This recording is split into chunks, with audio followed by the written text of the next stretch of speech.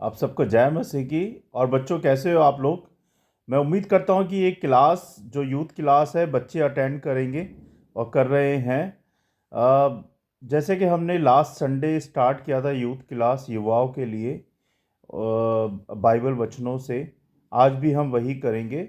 आज second class है youth की। तो इससे पहले कि हम लोग वचन में जाएं, सीखें, आइए हम प्रार्थना करते हैं।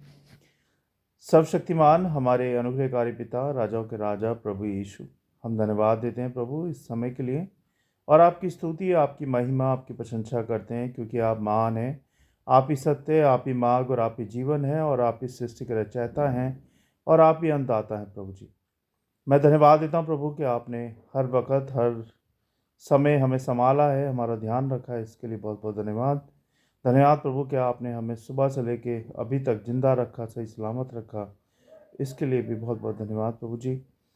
मैं विनती प्रार्थना करता हूँ प्रभु, जो बच्चे मुझे देख रहे हैं, सुन रहे हैं, अटेंड कर रहे हैं इस वीडियो को, उन सबको बुद्धि समझ ज्ञान दे के वो इन वचनों को सीख के, समझ के, सुन के, और जो भटक गए हैं, जो गलत रास्ते में है, वो सही रास्ते पे आ जाएं।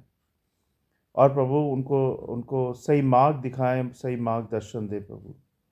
सारी बातों को, इस वीडियो सभा को आपके हाथों में सौंपते हैं प्रभु यीशु नासी के नाम से, आमीन। तो जैसे कि हम बात कर रहे थे कि युवाओं के लिए हमने ये क्लास शुरू की है ना। तो आज हम देखेंगे कि हम क्या सीखते हैं इन क्लासेस से।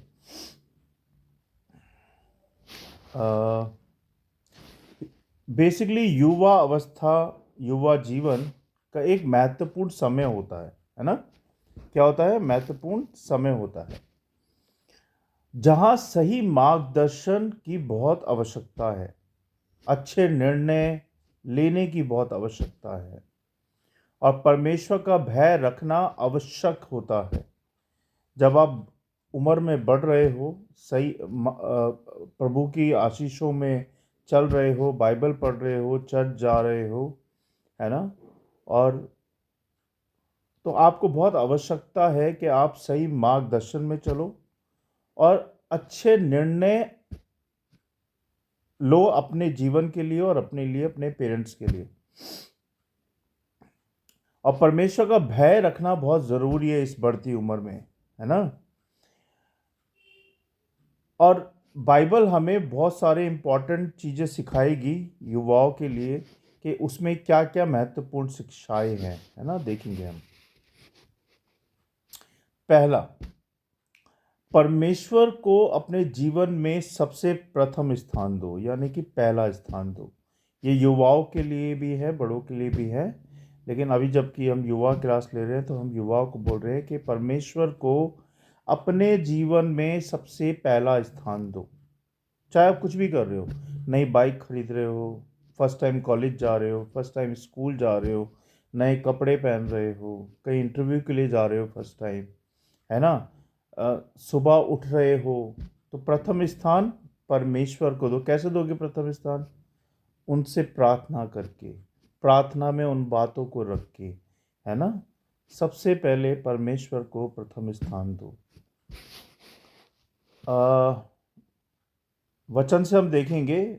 वचन है संभोपदेशक 12 अध्याय 1 पद में ऐसे लिखा है, अपनी जवानी के दिनों में अपने सृजनहार को स्मरण रख, इससे पहले कि वे बुरे दिन आए और वे वर्ष निकट आए जिनके विषय में तू कहे कि मुझको इनसे कुछ आनंद नहीं है ना। हमने पढ़ा संभोपदेशक 12 अध्याय 1 पद, जिसमें लिखा है, अपने जवानी के दिनों में अपने सृजनहार को याद रख, इससे पहले कि वे बुरे दिन आए और वे वर्ष निकट आए जिनके विषय में तू कहे कि मुझको इनसे कुछ आनंद नहीं है। अब ये वचन हमें क्या सिखाता है? ये वचन हमें यह सिखाता है कि युवा अवस्था में हमें परमेश्वर को जानना और उसकी आज्ञाओं पर चलना जरूरी है और चलना चाहिए, ताकि जीवन में सच्चा आनंद मिल पाए, सच्चा आनंद हमें तभी मिलता है जब आप परमेश्वर को प्रथम स्थान देते हो, परमेश्वर की आज्ञाओं को मानते हो और परमेश्वर के वचन पे चलते हो। तब जाके आपको जीवन में सच्चा आनंद मिलेगा, है ना। इस बात को ध्यान रखो बच्चों। दूसरी बात हम क्या सीखते हैं? अच्छी संगति और चरित्र बनाए रखें। अच्छी संगति और चरित्र बनाए रखें। 1 कुरिन्थियों 15 अध्याय 33 पद में लिखा हुआ है, भले लोगों की संगति बिगाड़ देती है।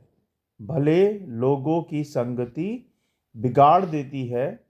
और दूसरा वचन है 2 तीमुथियुस 2 अध्याय 22 पद में लिखा है, युवा काल की अभिलाषाओं से भाग और उनके साथ मिलकर, किनके साथ मिलकर? और उनके साथ मिलकर धर्म, विश्वास, प्रेम और मेल को बढ़ा, जो शुद्ध मन से प्रभु का नाम लेते हैं, यानी कि बिलीवर्स, विश्वासी, उनके साथ यानी कि विश्वासियों के साथ मेल को बढ़ा, जो शुद्ध मन से प्रभु का नाम लेते हैं, यानी कि उनके साथ संगति बना, है ना। किनके साथ संगति बना? और क्या बोल रहे हैं तीमुथियुस 2 अध्याय 2 अध्याय 22 पद में, युवा काल की अभिलाषाओं से भाग और उनके साथ मिलकर, किसके साथ मिलकर? विश्वासियों के साथ मिलकर धर्म और विश्वास और प्रेम और मेल को बढ़ा, जो शुद्ध मन से प्रभु का नाम लेते हैं। अब ये दोनों वचन हमें क्या बताते हैं, है ना?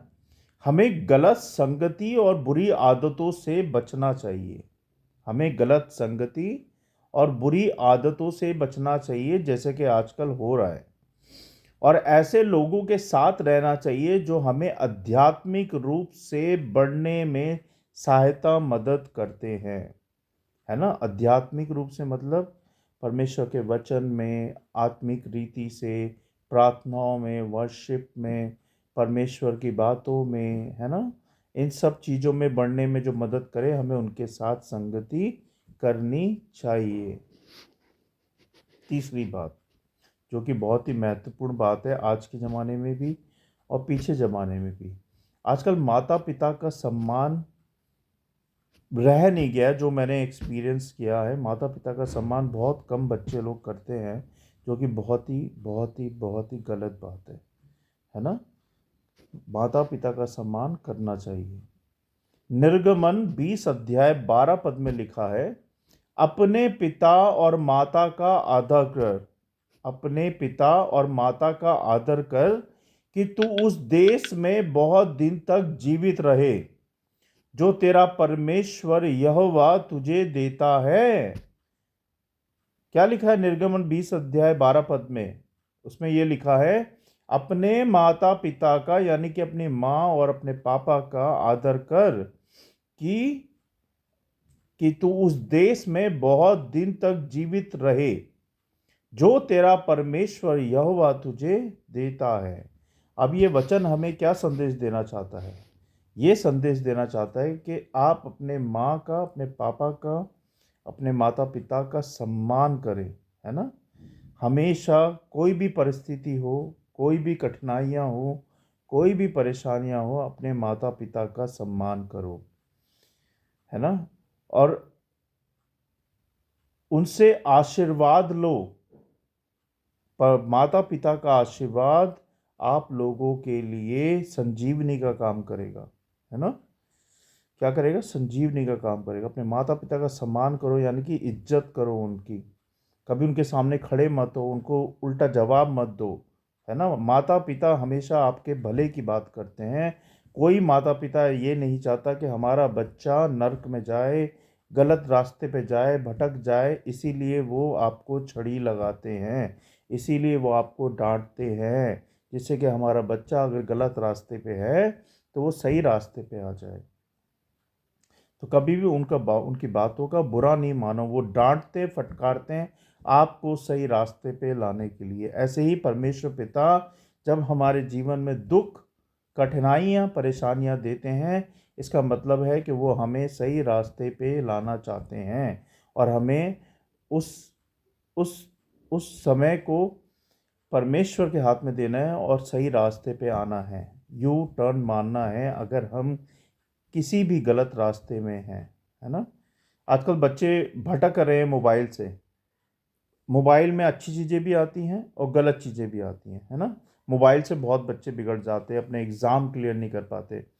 माँ बाप मोबाइल देते हैं पढ़ने के लिए, लेकिन बच्चे क्या कर रहे हैं, बच्चे गेम खेल रहे हैं, बच्चे ऊट पटांग चीज़ें देख रहे हैं, बच्चे चैटिंग कर रहे हैं, बच्चों इंस्टाग्राम और फेसबुक के द्वारा चैटिंग करते हैं जिनको वो जानते नहीं हैं उन लोगों से। और बाद में क्या होता है, कुछ ना कुछ मिस हैपनिंग हो जाती है। भगवान ना करे, परमेश्वर ना करे कि किसी भी बच्चे के साथ ऐसा हो, लेकिन ये जो साइलेंट चैटिंग है ना आजकल, ये परिवारों को, बच्चों को भटका रही है ना। तो इससे बचें। कोशिश करें कि मोबाइल से अच्छे कामों के लिए यूज़ करें, अच्छी चीज़ों के लिए यूज़ करें, आगे बढ़ने के लिए यूज़ करें, अपनी पढ़ाई लिखाई के लिए यूज़ करें, अपने फ्यूचर के लिए यूज़ करें। इंटरनेट की जो सुविधा है वो अच्छे कामों के लिए यूज़ करें, ना कि गलत कामों के लिए। बच्चों, बहुत ज़रूरी है आपको सचेत रहना, सिक्योर रहना, क्योंकि ज़माना इतना ख़राब चल रहा है। आपकी एक गलती आपके पूरे परिवार को, आपको परेशान करके रख देगी।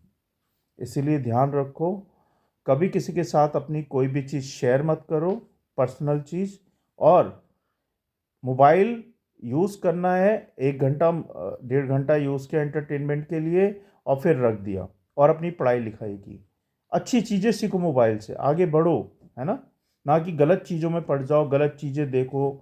तो अगर आप सोच रहे हो कि माँ बापों को नहीं पता कि हम क्या देख रहे हैं मोबाइल में, क्या नहीं देख रहे, लेकिन परमेश्वर पिता आपको देख रहा है, जिस पे आप विश्वास करते हो, क्योंकि वो जानता है कि आप क्या देख रहे हो, क्या सोच रहे हो और क्या कर रहे हो। तो आप माँ बाप को तो धोखा दे सकते हो, लेकिन परमेश्वर पिता यीशु मसीह को धोखा नहीं दे सकते। इसीलिए उनको धोखा आप देने की कोशिश भी मत करना, क्योंकि आप दे ही नहीं सकते।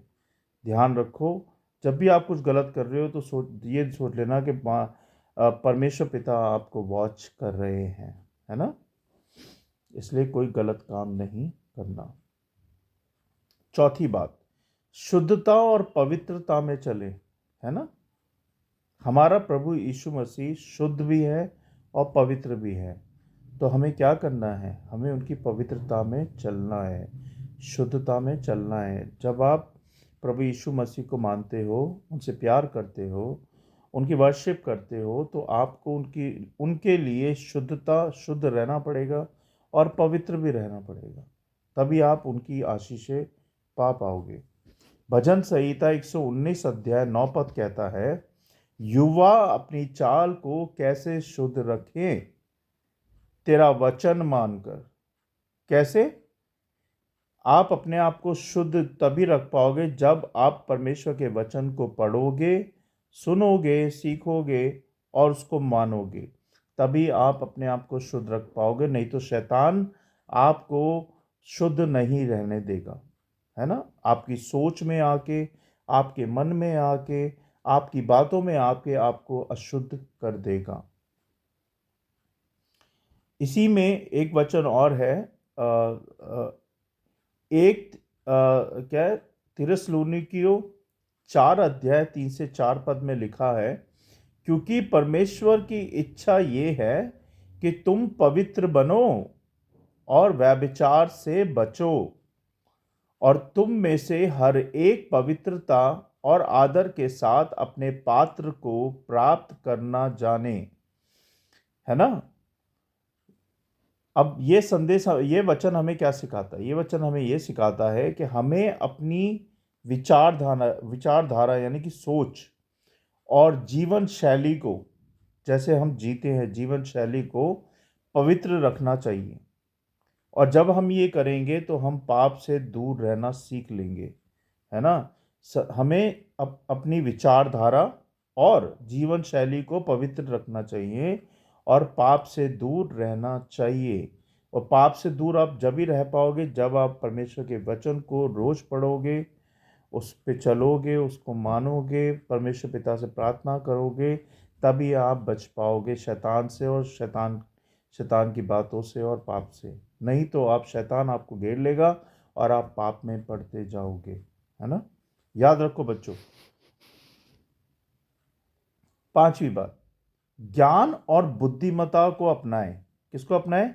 ज्ञान और बुद्धिमत्ता को अपनाएं।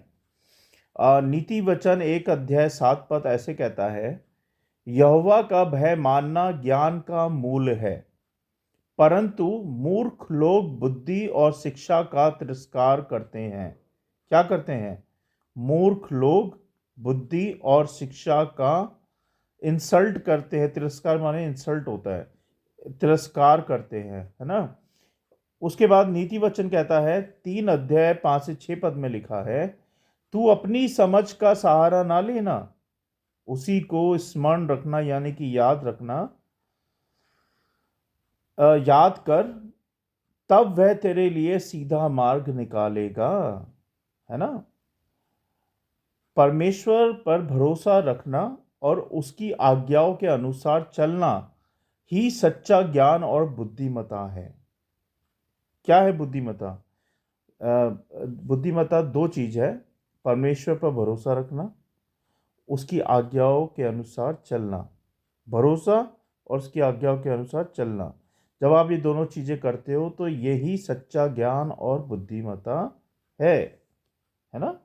तो हमेशा याद रखो बच्चों कि परमेश्वर की बातों को मानो, भरोसा करो, और आप परमेश्वर से बुद्धि पाओगे और उसकी शुद्धता में, पवित्रता में चलते जाओगे, नहीं तो शैतान आपको घेर लेगा। आलस्य से बचे और परिश्रम करें, यानी कि आलस मत करें और मेहनत करें। नीति वचन 6 अध्याय 6 पद में लिखा है, हे आलसियों। क्या बोलता है वचन आलसियों के लिए?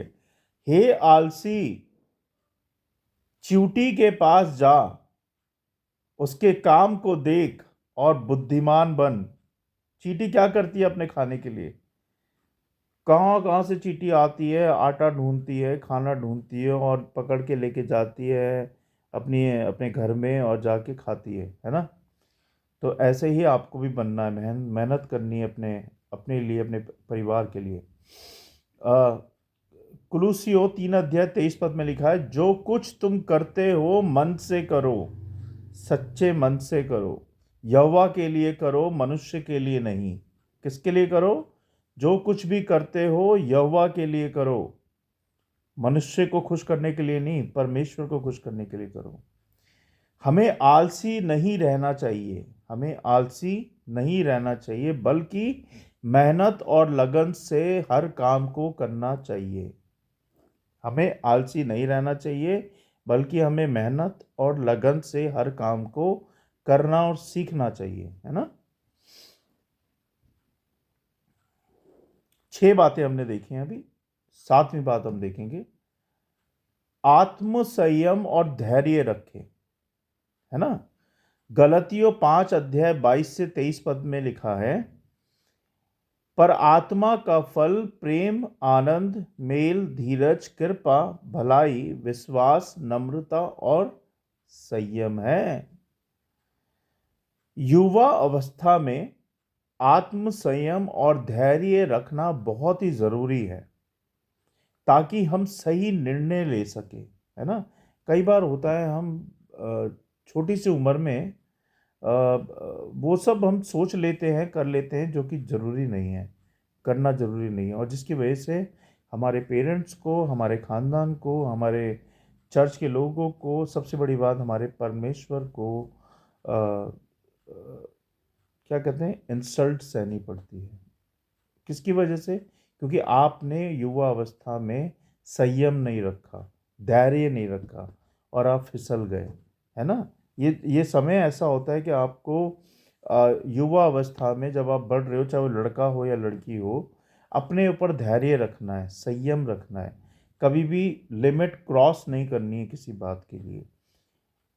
अपनी इज्जत अपने हाथ में होती है ना। तो हमेशा माता पिता का आदर करना है, सम्मान करना है, और उनसे पूछ के हर काम करने हैं, और जो काम आपको नहीं आते, समझ नहीं आते, परमेश्वर पिता के सामने रखने हैं, है ना। बहुत ज़रूरी है कि अपने ऊपर इस उम्र में, ये जो उम्र होती है आपकी 12 साल से लेके, है ना, 12 साल से 18 साल तक जो उम्र होती है, इसमें बहुत ही ध्यान से संयम और धैर्य को रखना है। तो हम एक बार रिवाइज करेंगे हमने क्या क्या देखा। उम्मीद करता हूँ कि आप बच्चों सबने कुछ सीखा ही होगा।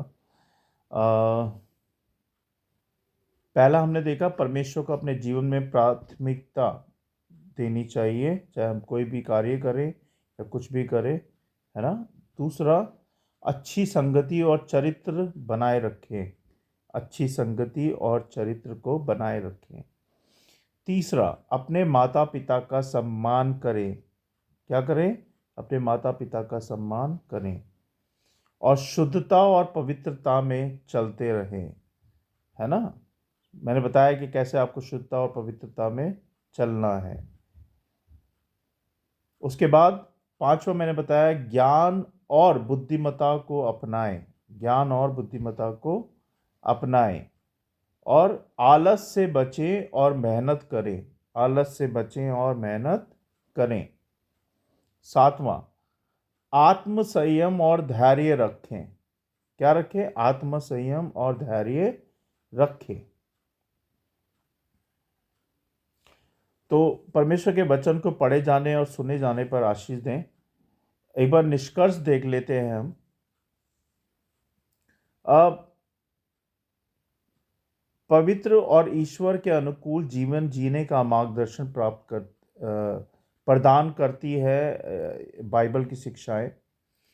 यदि हम परमेश्वर पर भरोसा रखते हैं, यदि हम परमेश्वर पर भरोसा रखते हैं तो उसकी आज्ञाओं का पालन करना चाहिए। क्या करना चाहिए? आज्ञाओं का पालन करना चाहिए। सच्चाई के मार्ग पर चलना चाहिए, ना कि झूठ के मार्ग पे। तो हमारा जीवन आशीषों से भर जाएगा। हम जब सच्चाई के मार्ग पर चलेंगे तो हमारा जीवन आशीषों से भर जाएगा, है ना। तो युवा अवस्था में परमेश्वर को जानो और उसकी बातों पे चलो, तभी आप अपने जीवन में सफल हो पाओगे।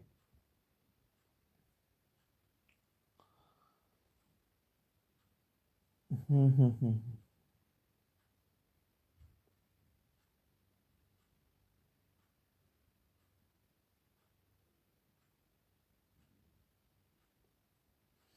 उम्मीद करता हूँ कि आप लोगों ने आज बहुत कुछ सीखा होगा इन वचनों से। आइए हम सब मिलकर प्रार्थना करेंगे बच्चों। हे पिता परमेश्वर, हम धन्यवाद देते हैं प्रभु आज के दिन के लिए कि आपने बच्चों को सिखाया प्रभु कि कैसे वो आत्म संयम रखें, कैसे वो धैर्य रखें, कैसे वो पवित्र और शुद्ध रहें, कैसे वो हर कठिनाई में, हर परेशानी में आगे बढ़ें, कैसे वो अपने माता पिता का सम्मान करें, कैसे वो सच्चाई और ईमानदारी का जीवन जिएं। यह आपने हमें सिखाया प्रभु। होने दे प्रभु कि जितने बच्चे, जितने लोग मुझे सुन रहे हैं, देख रहे हैं, अगर उनके जीवन में ये सब बातों की कमी घटी है तो उनके जीवन में इन सब बातों से उनको भर दे प्रभु। उनको पवित्र और शुद्ध करें, उनको आत्म संयम और धैर्य दें, उनको भरोसा करना सिखाएं आप में, उनको बुरी बातों से, बुरी आदतों से, पाप से, बुरे लोगों से बचाएं और उनकी सहायता करें प्रभु कि वो आप में बढ़ते जाएं, आपकी महिमा में बढ़ते जाएं। उनकी पढ़ाई लिखाई में, उनके फ्यूचर में, उनके जीवन में सहायता मदद करें प्रभु। अगर कोई गलत रास्ते पे, गलत मार्ग पे है प्रभु, तो उनको मार्गदर्शन दे और मार्गदर्शन दिखाएं प्रभु जी। सही रास्तों पे लेके आए बच्चों को। उन उन उन उन उन बच्चों से बातें करें प्रभु, उनकी सहायता करें, उनकी रक्षा करें परमेश्वर। बहुत बहुत धन्यवाद प्रभु आज के आपके जीवित वचनों के लिए, जो हमें सिखाता है प्रभु कि हमें कौन सा रास्ता जाना है और कौन से रास्ते पे हमें नहीं जाना है। तो बहुत बहुत धन्यवाद। आपके वचन सच्चे हैं, आप सच्चे हैं प्रभु। आप ही सत्य, आप ही मार्ग और आप ही जीवन है। आप ही सृष्टि के रचयिता हैं और आप ही अन्नदाता हैं और आप ही मेरे प्रभु हैं प्रभु। बहुत बहुत धन्यवाद आज की इस वीडियो सभा के लिए, इन सारे बच्चों के लिए जो मुझे देख रहे हैं, सुन रहे हैं। और सारी बातों के लिए, सारी आशीषों के लिए धन्यवाद परमेश्वर। क्षमा कीजिएगा प्रभु, जो भी जाने अनजाने में मुझसे गलतियां हुई हैं, मुझसे पाप हुए हैं, मेरे पापों के लिए क्षमा करें और हम सबको शुद्ध करें, पवित्र करें और अपने जैसा, अपने लायक, अपने काबिल बनाए, अपने योग्य बनाए और हमें पवित्र करें, हमें शुद्ध करें प्रभु जी। बहुत बहुत धन्यवाद प्रभु, हर एक आशीष के लिए, अभी तक संभालने के लिए। मैं विनती प्रार्थना करता हूँ प्रभु, इन बच्चों की रक्षा करें, इनके माँ बापों की रक्षा करें और इनके जीवन में खुशियाँ भर दें, आनंद भर दें। अपने अनुग्रह से इनको पाले पोसे और इनको बढ़ाएं प्रभु जी। हमारी सहायता करें प्रभु। बहुत बहुत धन्यवाद। मैं इस वीडियो सभा को, हम सबको, हमारे परिवारों को और सारी बातों को, इन वचनों को आपके हाथों में सौंपता हूँ। आप देखे संभालें प्रभु यीशु मसीह नासरी के नाम से, आमीन। तो बच्चों, जय मसीह की। God bless you all. हम फिर अगले संडे मिलेंगे, है ना, नई बातों के साथ, नए वचनों के साथ। तब तक के लिए God bless you all. Praise the Lord. Thank you.